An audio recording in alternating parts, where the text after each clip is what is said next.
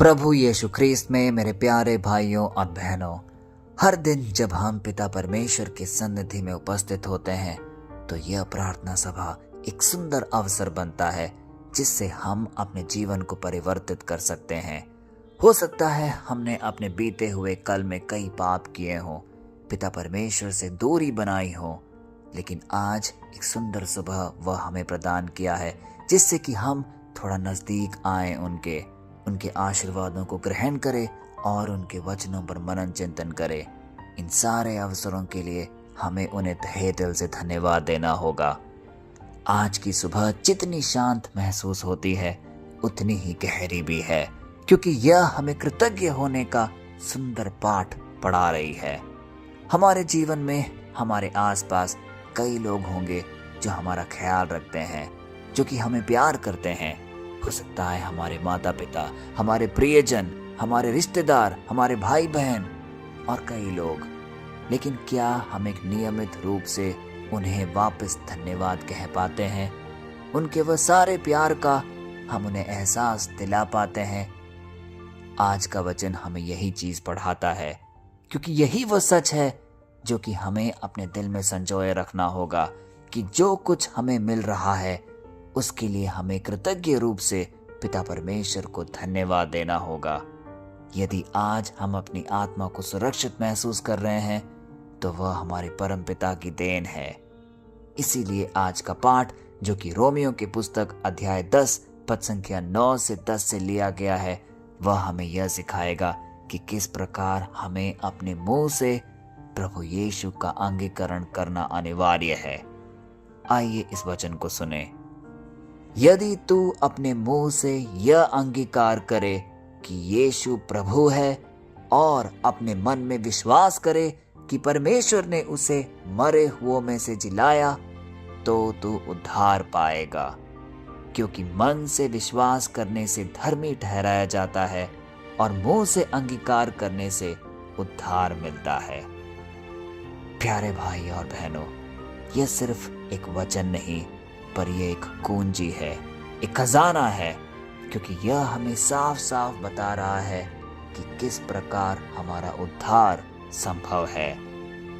प्यारे साथियों, यह वचन सिर्फ कोई धार्मिक लकीर नहीं है, यह जीवन की सबसे बड़ी सच्चाई है। यहाँ दो चीजें स्पष्ट रूप से बताई गई है, दिल का विश्वास और मुंह का अंगीकार।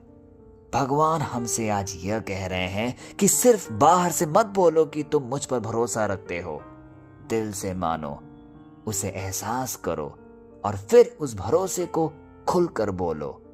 कभी कभी हम चर्च में या प्रार्थना करते समय अपने आप को पिता परमेश्वर को समर्पित तो कर ले जाते हैं, लेकिन खुले मन से उसकी प्रशंसा करने, उसकी जय जयकार करने से हम कतराते हैं।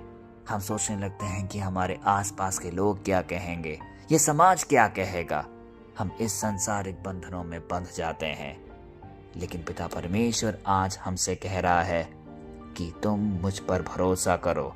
क्योंकि प्रार्थना के समय में तो हम कहते हैं कि हे प्रभु, मैं आप पर भरोसा करता हूँ, पर जब जिंदगी की टेंशन सामने आती है, चाहे वो हमारे बिल्स हो, बीमारियां हो, रिश्तों की उलझने, डर, अनिश्चितता, इन सब में हम बिखर जाते हैं। तब हमारा विश्वास डगमगाने लगता है।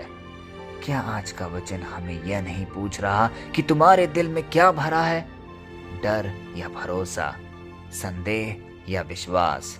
आज प्रभु यीशु हमसे कह रहे हैं, अगर तुम पूरे दिल से मुझ पर भरोसा करोगे और दुनिया के सामने एक धैर्य से घोषणा करोगे कि यीशु मेरा प्रभु है, तो मैं तुम्हारा जीवन बदल दूंगा। और यह सिर्फ स्वर्ग में जगह का वादा नहीं है, यह आज के दिन हमारे घर, हमारे काम, हमारे रिश्ते, हमारे स्वास्थ्य, हर चीज में लागू होगा। उसका चमत्कार एक वादा है जो कि वह हमें प्रदान करेगा। कितने लोग यहाँ पे इस प्रार्थना सभा में उपस्थित हैं जो अपने जीवन में एक बदलाव चाहते हैं, एक नई राह चाहते हैं। कितने लोग कह रहे होंगे कि हे प्रभु, मुझे शांति चाहिए, मुझे रास्ता दिखाइए, मुझे मदद चाहिए।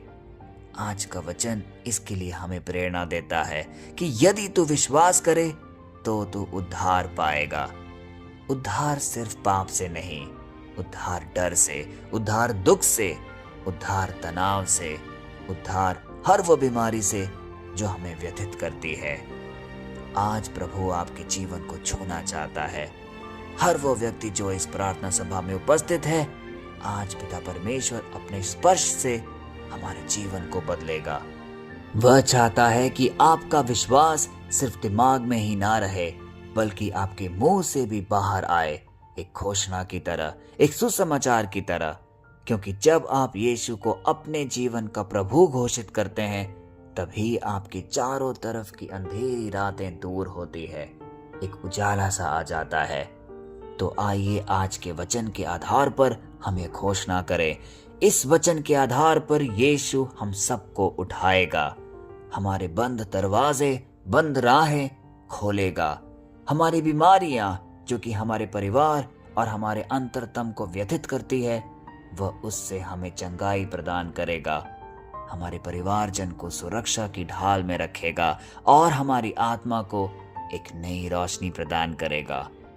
तो आइए कुछ पल मौन रहकर अपने सारे निवेदन, सारी इच्छाएं, सारी प्रार्थनाओं को पिता परमेश्वर के सामने एक कृतज्ञ रूप से समर्पित करें इस प्रार्थना के द्वारा।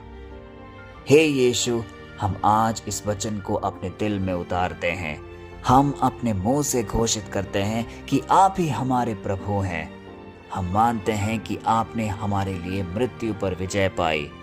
आज हमारे दिल में जो भी कमजोरियां हैं, जो डर हैं, जो संदेह हैं, वो तो स्पष्ट रूप से देख रहा होगा।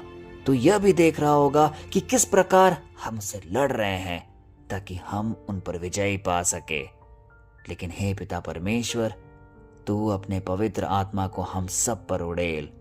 उसके स्पर्श से हम सबको चंगाई प्रदान कर, जिससे कि हमारे घरों में शांति भर जाए, हमारे शरीरों में चंगाई दौड़े, हमारे बच्चों, परिवारों, हमारे काम और आने वाले दिनों पर अपनी दया बरसा। आज यहाँ जो भी व्यक्ति उपस्थित है, उनके दिल को टटोल। उनके दिल यदि दुख, परेशानी, निराशा या बीमारी से व्यथित हैं, तो उनके साथ रह, उन्हें चंगाई प्रदान कर। हे पवित्र आत्मा, उन सबको अपने सुरक्षा कवच में रख, जिससे कि वह हमेशा एक सुरक्षा का एहसास अपने जीवन में, अपने इर्द गिर्द महसूस कर पाए। हे प्रभु, इस वचन के अनुसार हमारे जीवन में चमत्कार आज ही प्रकट हो। हम ये विश्वास करते हैं कि तेरा वचन कभी टल नहीं सकता। हम आपको धन्यवाद देते हैं कि तू हमें उद्धार, सुरक्षा, शांति और चंगाई प्रदान करता है। हम निरंतर आपकी स्तुतिगान और महिमा गाते रहेंगे। यीशु के सामर्थी नाम पे हम ये सारी प्रार्थनाएं समर्पित करते हैं, पिता, पुत्र और पवित्र आत्मा के नाम पर, आमीन। प्यारे भाई और बहनों, हो सकता है कि हमने अपने बीते कल में कई पाप किए हो, जिससे कि हम एक निराशा का जीवन व्यतीत कर रहे हो। आज वह सारे अंधकार दूर करने आया है। यह वचन हमें स्पष्ट रूप से समझा रहा है कि यदि तू अपने मुंह से यह अंगीकार करे कि यीशु प्रभु है, तो हमारा उद्धार होगा। और यही है विश्वास हमें अपने पिता परमेश्वर पर कि उसका वचन कभी नहीं टलेगा, वह जरूर सार्थक होगा हम सबके जीवन में। तो आइए इस आशीर्वादी वचन को कई लोगों तक बांटें, जिससे कि कई अंधकार में जीने वाले लोग अपने जीवन में एक नया उजाला महसूस करें। कल फिर हम मिलेंगे, तब तक के लिए पिता परमेश्वर की असीम दया, कृपा और क्षमा में आपको और आपके सारे निवेदनों को, आपके परिवारजनों को हम समर्पित करते हैं। आमीन।